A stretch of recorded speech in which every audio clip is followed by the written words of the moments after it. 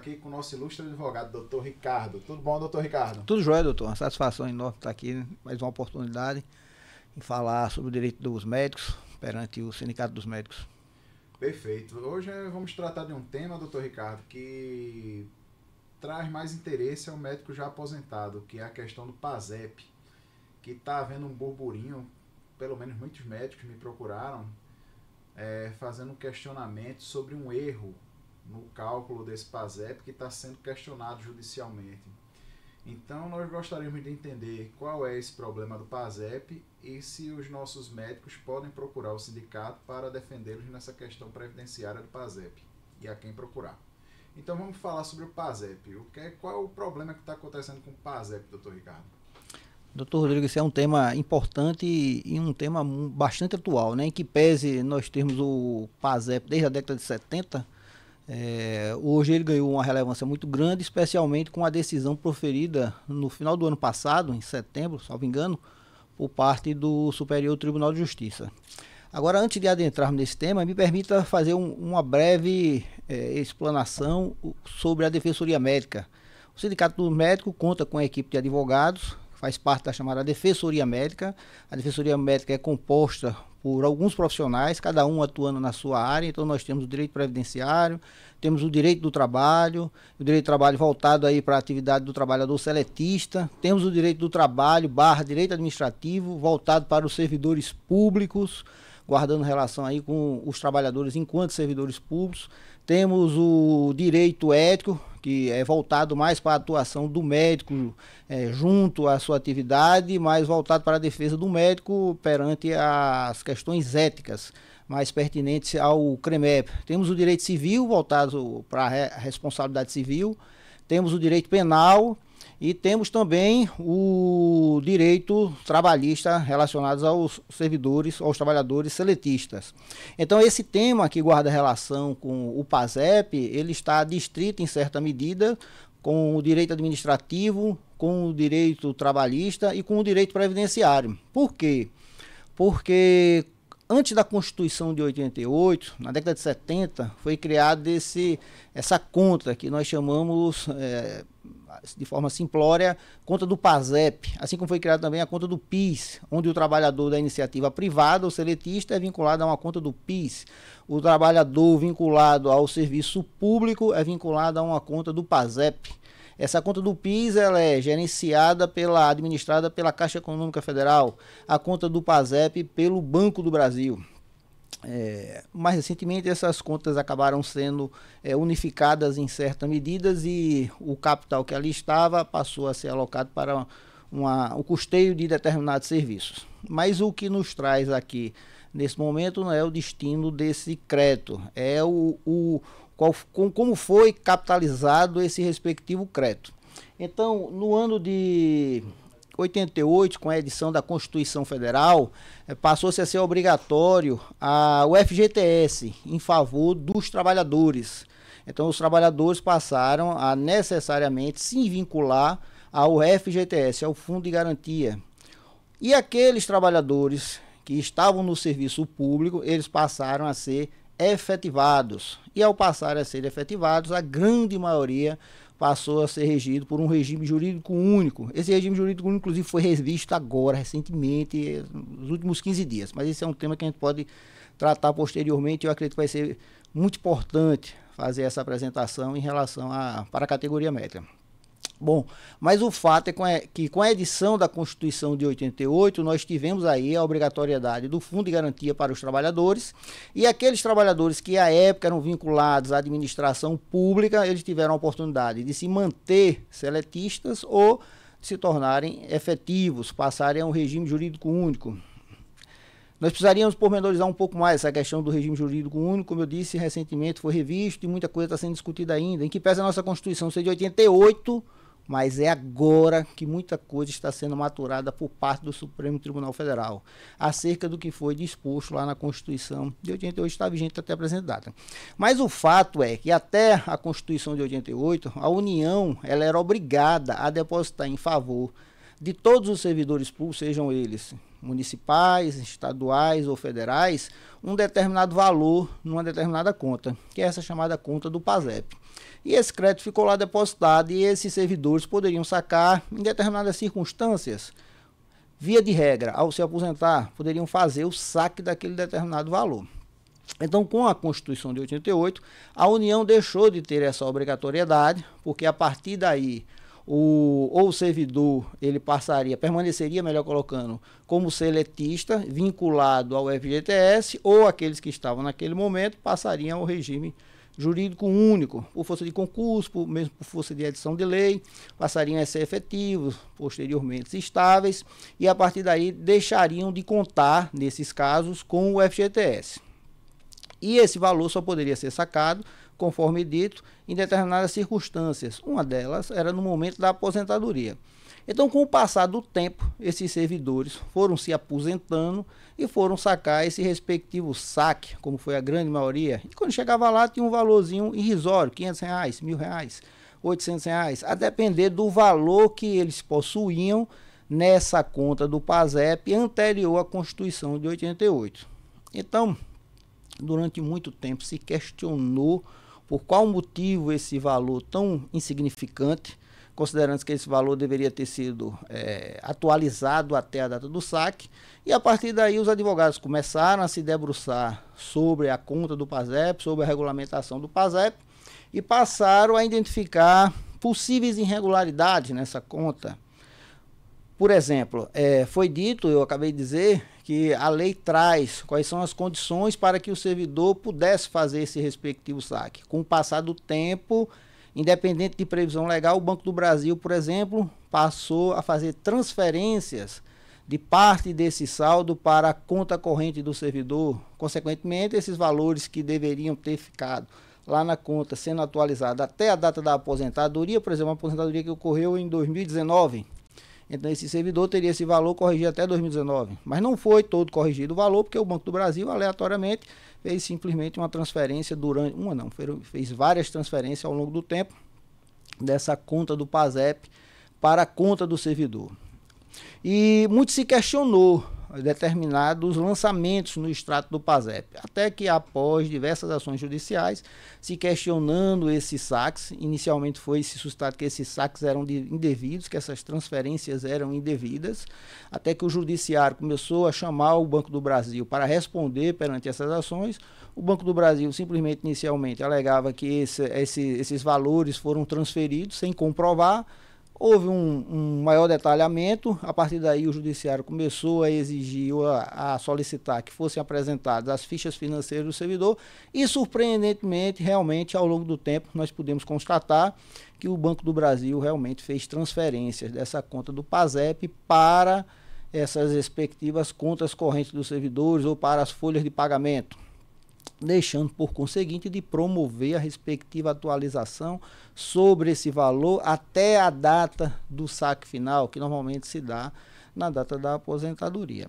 Então, no primeiro momento, nós passamos a fazer questionamento acerca de saques dessas transferências que foram feitas e, por conseguinte, esses saques que eram feitos inadvertidamente por parte dos respectivos servidores.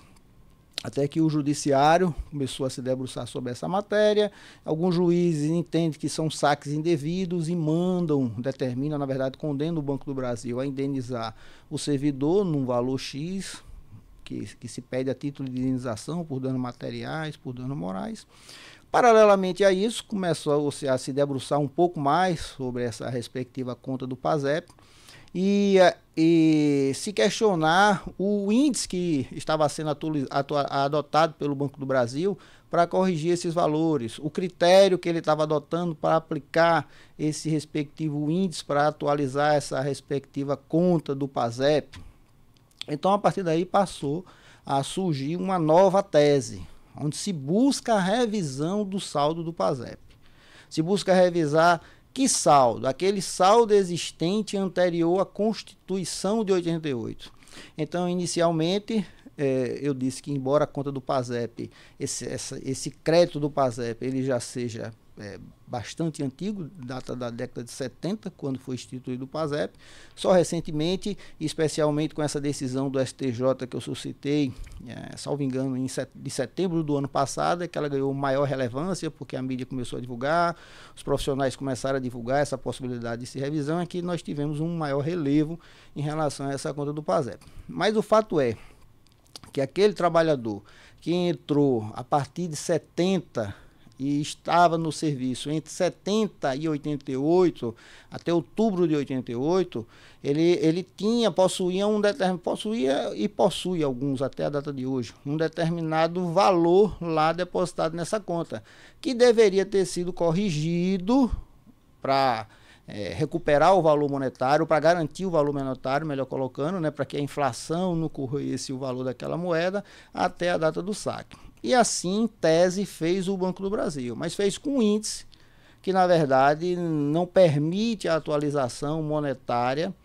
daquele determinado valor, o valor monetário da moeda até os dias atuais. E a partir daí nós passamos a buscar revisões judiciais, ações judiciais, buscando revisar esse respectivo saldo do PASEP, para garantir o respeito a uma correção monetária adequada sobre aquele respectivo saldo do PASEP. Então, o Banco do Brasil, ele adota por força de lei a TJLP, é um índice. Há um critério de cálculo que nós discutimos, mesmo havendo essa previsão legal, e nós sustentamos também que essa TJLP ela não é capaz de evitar essa correção, esse deságio por conta da inflação.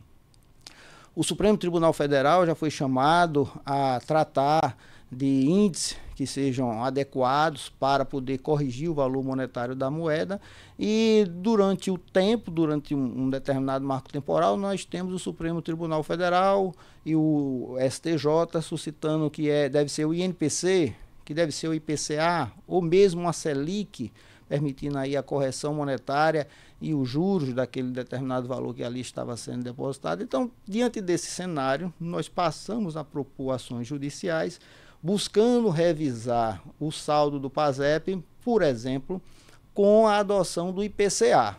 Então, qual é o trabalho que o profissional faz? Primeiro, ele analisa se, mesmo considerando a TJLP, o Banco do Brasil corrigiu o valor da forma adequada, adotou um método que mais favorece ao trabalhador, ou se ele não fez isso. E se ele não fez, nós identificamos possíveis diferenças entre o que o servidor sacou, por exemplo, quando se aposentou, e o que teria direito a sacar.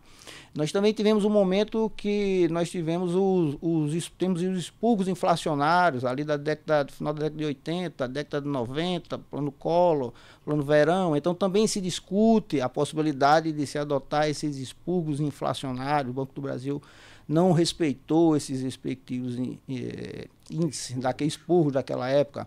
Então há a possibilidade de se fazer uma revisão desse respectivo saldo que existia anterior à Constituição de 88, em favor dos servidores que estavam no serviço público entre 70 e 88, entre 70 e outubro de 88. Entendi. E o senhor falou uma vez, eu conversando com o senhor, sobre uma questão que eu achei bem interessante, da prescrição. Que não sei se foi o Supremo Tribunal de Justiça que deu um período de 5 anos, 10 anos, alguma coisa assim. Como é que funciona essa questão da prescrição?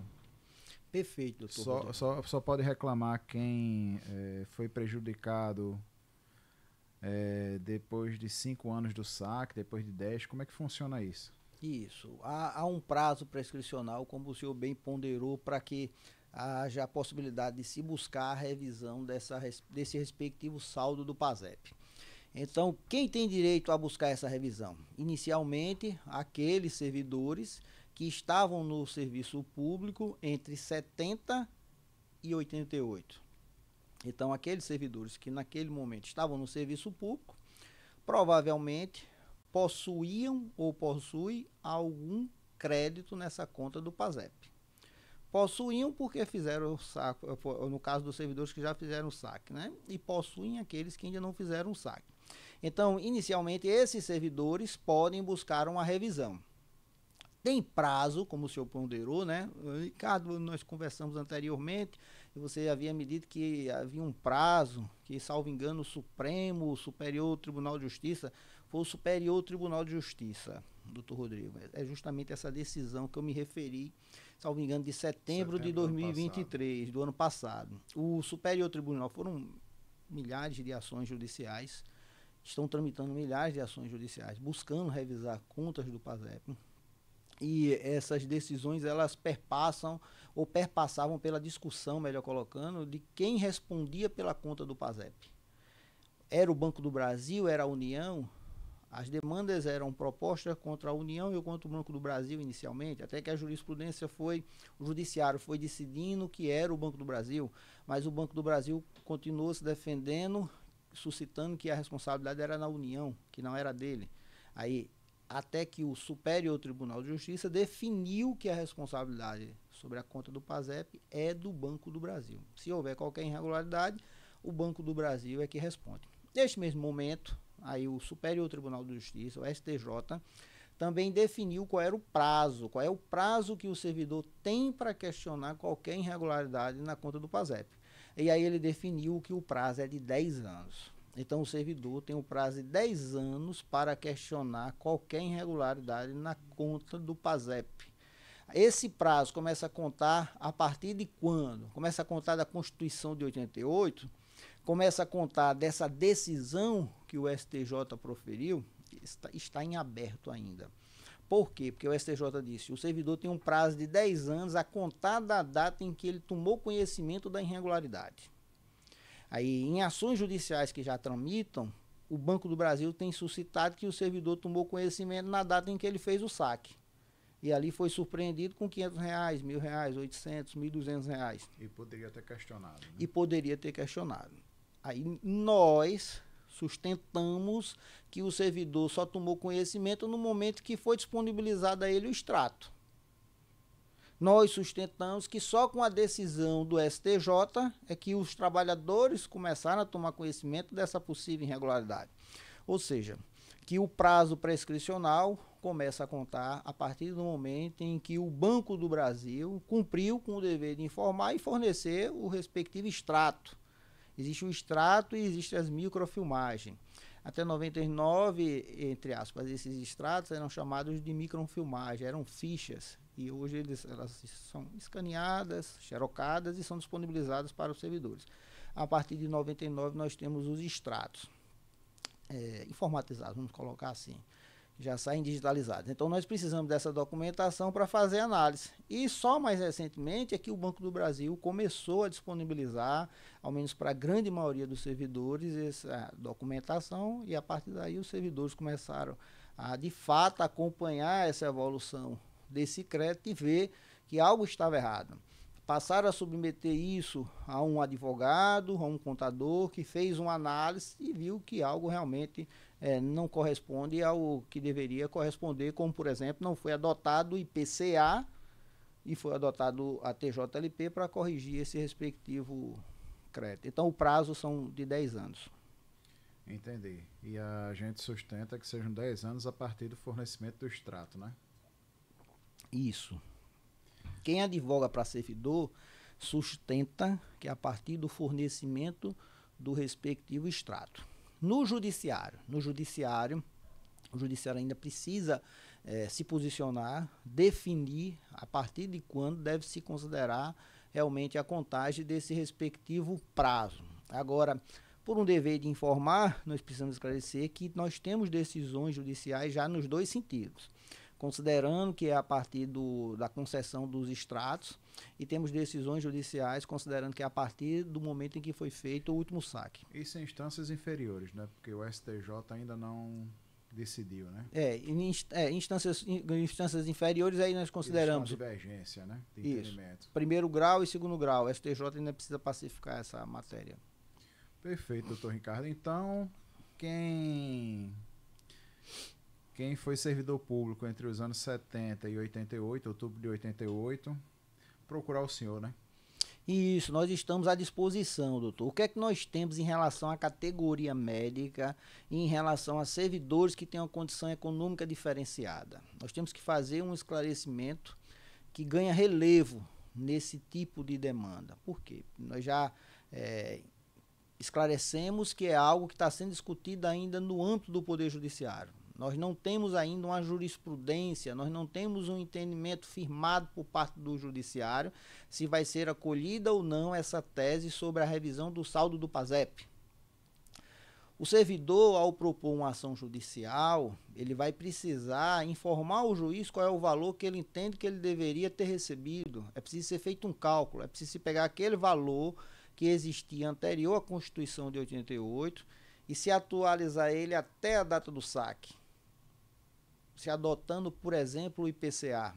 Quando se faz essa atualização desse valor com o IPCA, por exemplo, nós encontramos uma diferença entre o acumulado da TJLP e o IPCA, por exemplo. Então, esse valor que nós identificamos como controvertido a título de diferença é o chamado valor da causa. É o valor que o servidor pretende que o judiciário condene o Banco do Brasil a indenizá-lo. Esse valor da causa, ele é referência para o pagamento da sucumbência, para o pagamento das custas judiciais. As custas judiciais, na verdade, é uma taxa. É um tributo que é pago ao judiciário para que o judiciário analise aquilo que está sendo pleiteado perante o Poder Judiciário. É uma taxa que é paga ao Estado, nem é paga ao sindicato, nem é pago aos respectivos advogados. É pago ao Poder Judiciário. Quando o servidor, quando a parte, quando o autor da ação, no nosso caso, quando o servidor tem uma condição econômica desfavorecida, aí nós pleiteamos a chamada justiça gratuita. Nós pedimos ao judiciário, com outras palavras, que isente o servidor do pagamento das despesas processuais. E aí, nessas despesas processuais, nós temos essas custas e temos a sucumbência, como o senhor colocou, que são os honorários sucumbenciais. São os honorários que são pagos ao advogado da parte que obteve esse na demanda. Nesse caso, ao advogado do Banco do Brasil. Então, quando nós estamos diante de uma categoria de servidor diferenciada, que tem um poder econômico diferenciado... Esses custos podem ser altos. Não é que os custos podem ser altos, é que ele vai ter que arcar, provavelmente, com essa despesa. Então, por exemplo, se nós fizermos um cálculo e constatarmos que esse servidor deveria ter recebido 50 mil, 30 mil, e recebeu R$800, então o valor da causa será de 29.200. Qual vai ser o valor das custas? Provavelmente 2% de 29.200. Então, o servidor vai precisar arcar com essa despesa, salvo se ele for beneficiário dessa justiça gratuita, se o judiciário o isentá-lo dessa despesa.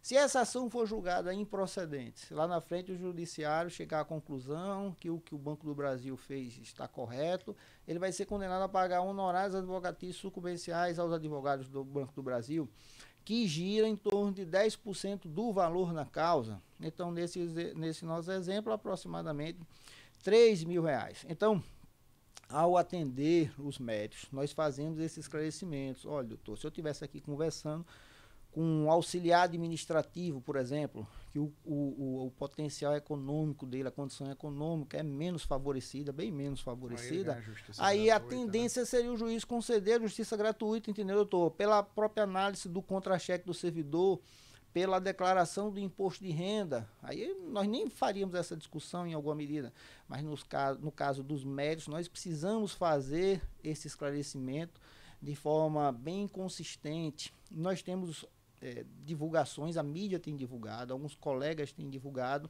mas por meio de uma chamada não tem como se pormenorizar tanto essa questão. E aí, por meio de grupos de WhatsApp, os servidores simplesmente fornecem a documentação sem ter esse esclarecimento. Alguns médicos, inclusive, fornecem essa documentação sem ter esse esclarecimento, sem saber da possibilidade dessa despesa e podem ser surpreendidos futuramente com esse cargo. Então, nós precisamos ter apenas esse cuidado, mas estamos à disposição para propor ação. Temos ações já tramitando. Perfeito, então é isso, doutor Ricardo. É os colegas procurarem os senhores que foram servidores públicos entre os anos 70 e outubro de 88, justamente para analisar, né, as perspectivas da ação e os possíveis desdobramentos, caso haja uma vitória ou uma derrota, né, na ação. Isso. Então é isso, colegas. Procurem o nosso jurídico, Dr. Ricardo, que ele vai analisar o seu quadro individualmente, vai fazer análise contábil, né, Dr. Ricardo? Já adquiriu, Perfeito. inclusive, o programa, né? Estamos nessa fase, doutor.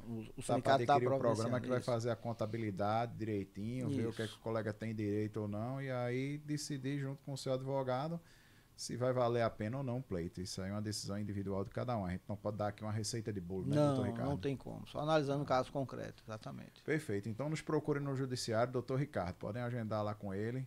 Doutor Ricardo, obrigado aí Por nada, doutor Rodrigo. Satisfação. por esse comparecimento ao podcast e vou deixar aí o minuto final para o senhor fazer considerações finais para os nossos telespectadores. Uma recomendação importante, doutor Rodrigo. Há uma previsão que a partir de março de 2025, esse respectivo crédito que até o momento exista, depositado na conta do PASEP, ela seja destinada à União. Então a nossa recomendação é que os servidores promovam o saque desse saldo do PASEP até março do próximo ano.